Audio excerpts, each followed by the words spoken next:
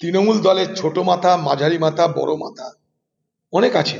তৃণমূল দলের এই সমস্ত ছোট মাঝারি বড় মাথাদের মাথা কিন্তু ছাতা, তাদের ছাতার নাম মমতা ব্যানার্জি। তারা সব এক ছাতার তলায় আছে। অপরাধী সবাই জানে কারা অপরাধী, সহধর্মিনী সেও জানে, তৃণমূলের নেতারাও জানে, দিদিও জানে, পুলিশও জানে, কিন্তু কতটা ধরা হবে, কতটা ছাড়া হবে সেটা নির্ভর করে দিদির মর্জির উপরে, কারণ সে সকলের ছাতা। বড় মাথা না থাকলে হয় না, প্রকৃত মাথাটাকে বের করুন। প্রভাবশালী একজন নেতা আছেন, তিনি করেছেন। বড় মাথা না থাকলে হয় না, প্রকৃত মাথাটাকে বের করুন। প্রভাবশালী একজন নেতা আছেন, তিনি করেছেন। নিরাপত্তা তুলেছেন তো মমতা ব্যানার্জির ক্যাবিনেটের একজন রাষ্ট্রমন্ত্রী, তার ফোনে এসপি তুলেছে। আমি তো দায়িত্ব নিয়ে বলছি, মমতা ব্যানার্জির ক্যাবিনেটের একজন রাষ্ট্রমন্ত্রী দুলাল সরকারের নিরাপত্তা রক্ষী তোলার জন্য এসপি প্রদীপ যাদবকে ফোন করে নির্দেশ দিয়েছে। তদন্ত যে গতিতে এগোচ্ছে সবাই দেখতে পাচ্ছে যে তদন্ত দ্রুত সম্পন্ন হবে, দোষীরা চিহ্নিত হবে এবং সেই দোষীদের মধ্যে কেউ যদি আমাদের দলের সাথেও যুক্ত থেকে থাকে, সে যে পার পাবে না, সে যে রেহাই পাবে না, সেটাও কিন্তু ইতিমধ্যে বিভিন্ন গৃহীত পদক্ষেপের মধ্যে দিয়ে প্রমাণিত। 1 বছর ধরে ছক কষে দুলাল সরকারকে খুনের পরিকল্পনা। গত 2 মাস ধরে মালদায় ঘাঁটি গেড়েছিল সুপারি কিলাররা। মালদা হত্যাকাণ্ডে পুলিশের হাতে চাঞ্চল্যকর তথ্য। তৃণমূল নেতাকে খুনের জন্য 50 লক্ষ টাকা সুপারি, দুষ্কৃতীদের থাকা খাবার সব বন্দোবস্ত করেছিলেন নরেন্দ্রনাথ তিওয়ারি। পুলিশ সূত্রে এমনই খবর পাওয়া যাচ্ছে। সরাসরি আমাদের প্রতিনিধি ময়ূক ঠাকুর চক্রবর্তী আমাদের সঙ্গে রয়েছেন।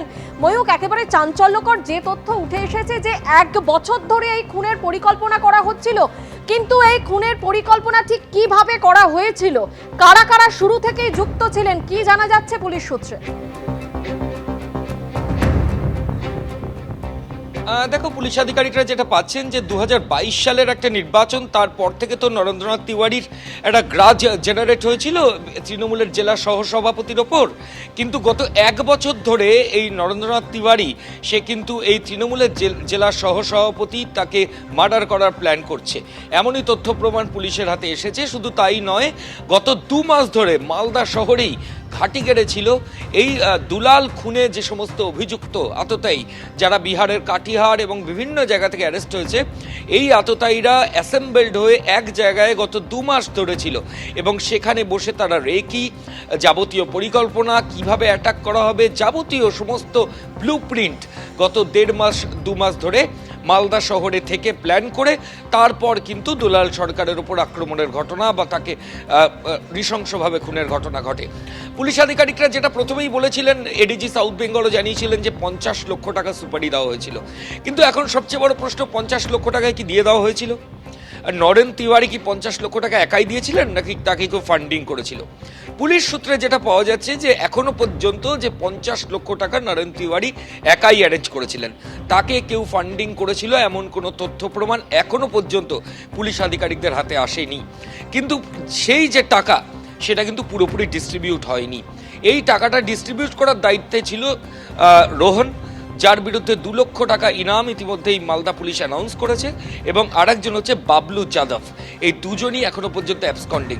আর একজনও দায়িত্বে ছিল, যে হচ্ছে স্বপন শর্মা, 71 বছর বয়সী একজন বৃদ্ধ, যার বিরুদ্ধে একাধিক অপরাধমূলক কাজকর্মের নজির আছে।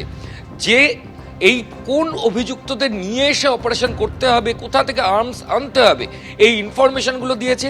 আর সেটার এক্সিকিউশন পার্টে ছিল বাবলু যাদব, আর সে সমস্ত জায়গা থেকে অ্যারেঞ্জ করে দিয়েছে। আর এন্টায়ার এক্সিকিউশনের টিম লিডারের ভূমিকা পালন করেছে হচ্ছে রোহন। পুলিশ আধিকারিকরা বলছেন, আততায়ী যারা ইতিমধ্যে ধরা পড়েছে, তারা 30,000 থেকে 35,000 টাকা ইতিমধ্যেই তারা পেয়েছে।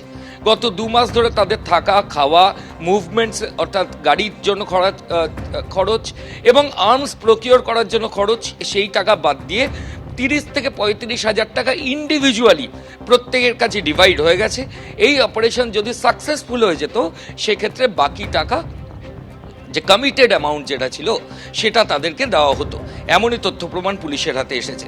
শুধু তাই নয়, স্বপন শর্মা 71 বছর বয়সী যে ব্যক্তি, যার বিরুদ্ধে খুনের মামলা রয়েছে, যে আপাতত হাইকোর্টের নির্দেশে জামিনে রয়েছে, সে জেরায় পুলিশকে এটাও জানিয়েছে যে তৃণমূলের ইংরেজবাজারের সভাপতি, টাউন সভাপতি নরেন্দ্রনাথ তিওয়ারির বাড়িতে কিন্তু এই আততায়ীদের গত কয়েক মাস ধরে মুভমেন্ট ছিল। সেই তথ্য প্রমাণ ইতিমধ্যেই পুলিশ আধিকারিকদের হাতে এসেছে। ধন্যবাদ ময়ূর। অর্থাৎ যে চাঞ্চল্যকর তথ্য উঠে আসছে, 1 বছর ধরে এই খুনের ঘটনার পরিকল্পনা করা হয়েছিল এবং এই যে সুপারি কিলাররা তারা আগে থেকে চলে এসেছিলেন, 2 মাস ধরে সবকিছুর উপর নজরদারি করছিলেন এবং তাদের থাকা খাবার সবকিছু তদারকিতে ছিলেন নরেন্দ্রনাথ তিওয়ারি।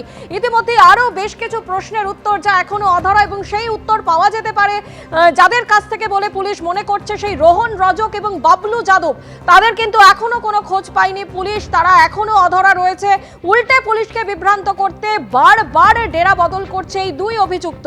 শিলিগুড়ি থেকে নেপাল, উত্তরপ্রদেশ পালিয়ে বেড়াচ্ছে 2 অভিযুক্ত, পুলিশ সূত্রে এমনই খবর। অন্যদিকে আশরাফ খান নামে আরও এক শুটারের খোঁজ চালাচ্ছে পুলিশ। মিশন ব্যর্থ হলে আশরাফের উপর দায়িত্ব ছিল মৃত্যু নিশ্চিত করার, পুলিশ সূত্রে এমনই খবর।